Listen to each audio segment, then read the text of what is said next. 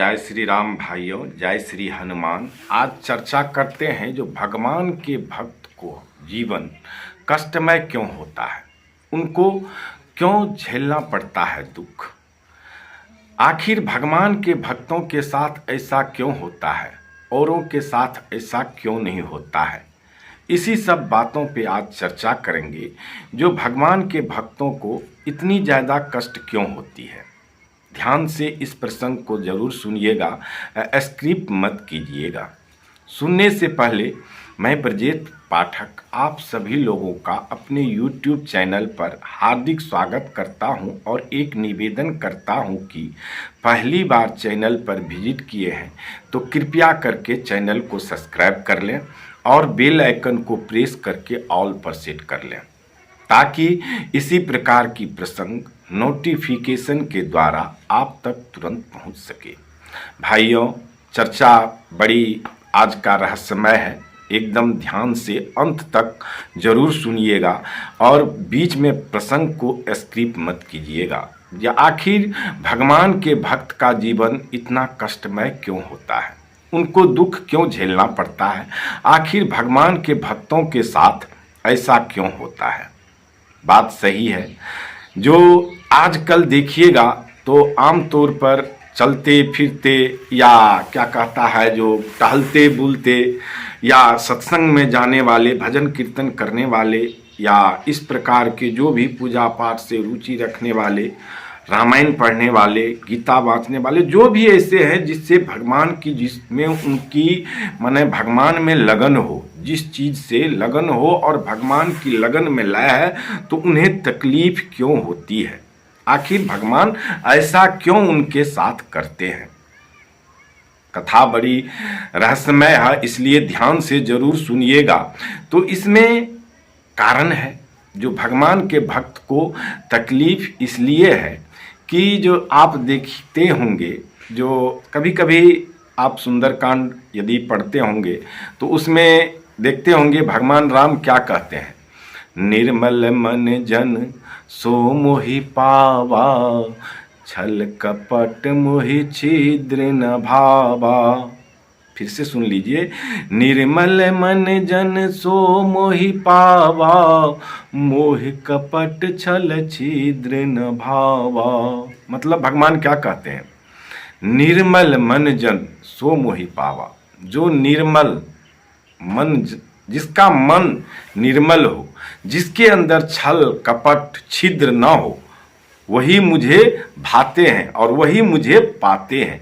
और जिसके अंदर में छल कपट प्रपंच ईर्ष्या द्वेष ये सब है, वह मुझे नहीं पा सकते हैं।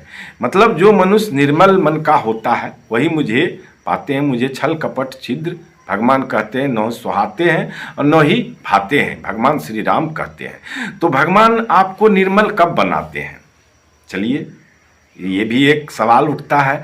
जो निर्मल कब बनते हैं आप, निर्मल तब बनते हैं आप जब आपको भगवान तकलीफ देगी, और तकलीफ देगी और उन तकलीफ देने वाले पर आप नाराज नहीं होंगे। मतलब कहने का है, जो आपको कोई व्यक्ति तकलीफ दिया तो होता क्या है, न कष्ट होता है, हमें भी होता है। आमतौर पर देखिएगा सामान्य मानव को कष्ट होता है, तो भगवान वह जांचना करता है आपको। यानी सबसे प्रिय आदमी जो होगा उसका जरूरत आपको श्री राम प्रभु पड़ा देंगे और वह उस जरूरत पर आपको काम नहीं आएगा। तो यही है, भगवान आपको दिखा रहे हैं, जो तुम हमें पूज रहे हो, तुम मेरे नज़दीक आ रहे हो, तो तुम्हारी नज़दीक के जितने आदमी हैं वह तुम्हें छोड़ देंगे, अवश्य छोड़ेंगे आपको। और वह आदमी आपको वक्त पे काम नहीं देंगे। जितना आप उसको समझते हैं जी ये मेरे हित है, ये मेरे मित्र हैं, ये मेरे सखा हैं, ये मेरे भाई हैं, ये मेरे बांधव हैं, ये मेरा बेटा है, ये मेरा पुत्र है, उस वक्त पर जब भगवान परीक्षा लेने लगेंगे तो कोई आपको काम नहीं आएगा। यह प्रमाणित बात है। और यदि आप भक्ति पर चलते होंगे तो इस बात से आप गुजरते होंगे और आपके साथ ऐसा होता होगा, क्योंकि भगवान की परीक्षा बड़ी कठिन होती है।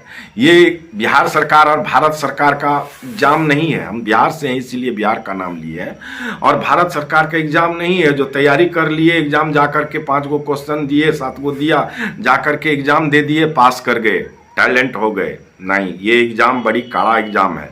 इस एग्जाम में बहुत जो है वो बहाव में बह जाते हैं, यानी नदी के सागर के बहाव में, नदी के बाढ़ में बह जाते हैं, ऐसा ये बहाव होता है। तो भगवान इसलिए आपको सब तरह से जांच लेंगे, सब तरह से, यानी निकटी पैमाना पर से तरह तरह से आपको प्रभु जांच करके तब प्रभु आपको अपने पास लाते हैं। आपको निर्मल भगवान कैसे बनाते हैं?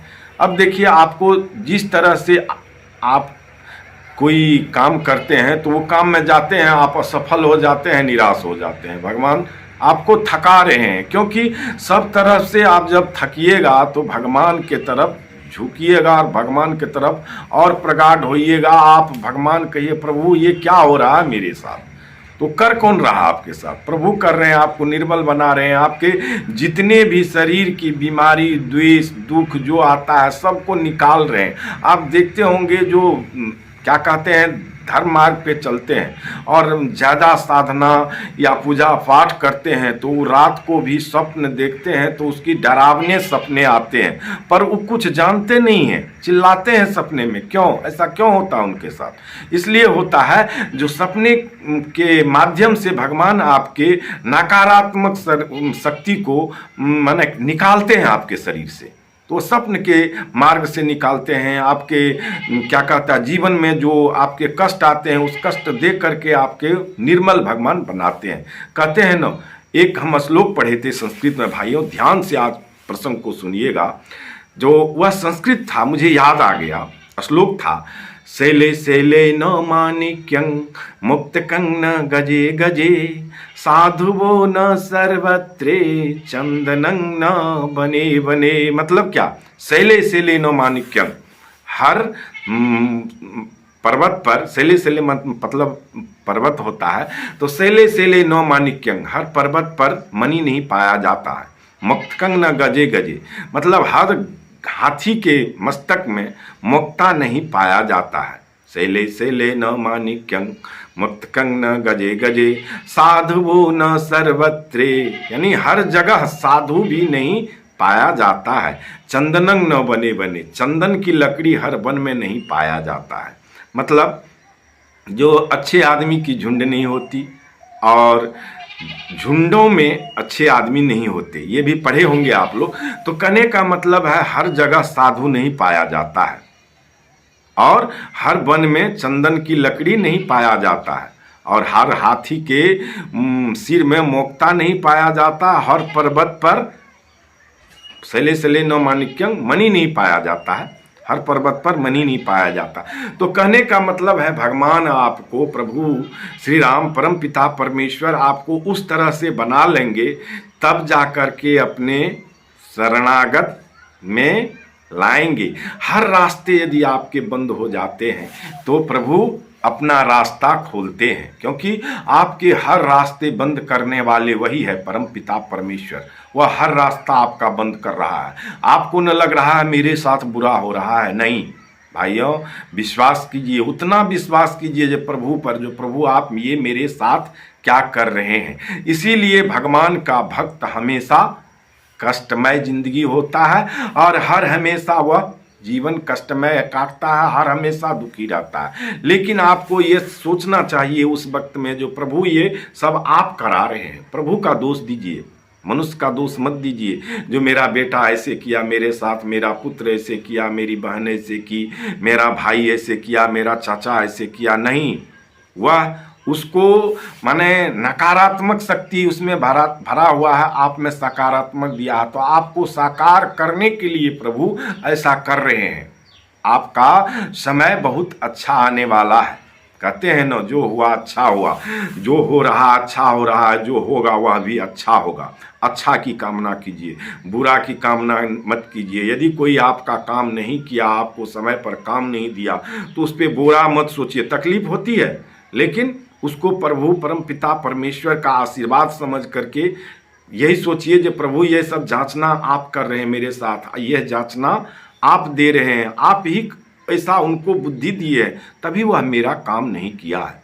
इस तरह से जो भी आपके जीवन में ऐसा होने लग, जब ऐसा होने लगे तो सारा बातों का, अच्छा हो या बुरा हो, सब प्रभु तेरा हो, मैं तेरा हूँ और तुम मेरा हो, तुम मेरे साथ ऐसे कर रहे हो प्रभु तो अच्छा कर रहे हो। और जो भी प्रभु करते हैं आपके लिए अच्छे के लिए करते हैं, आपको निर्मल बना रहे हैं, आपको सभी दुर्गुणों से दूर कर रहे हैं। प्रभु आपको सभी दुर्गुण आपका निकाल करके वह निर्मल बना देंगे, जैसे कि जब विभीषण भी राम राम करता था लंका में, लेकिन जब उसका मन निर्मल हो गया तो श्री हनुमान जी से मुलाकात करा दिए प्रभु श्री राम, क्योंकि वह राम भक्त था।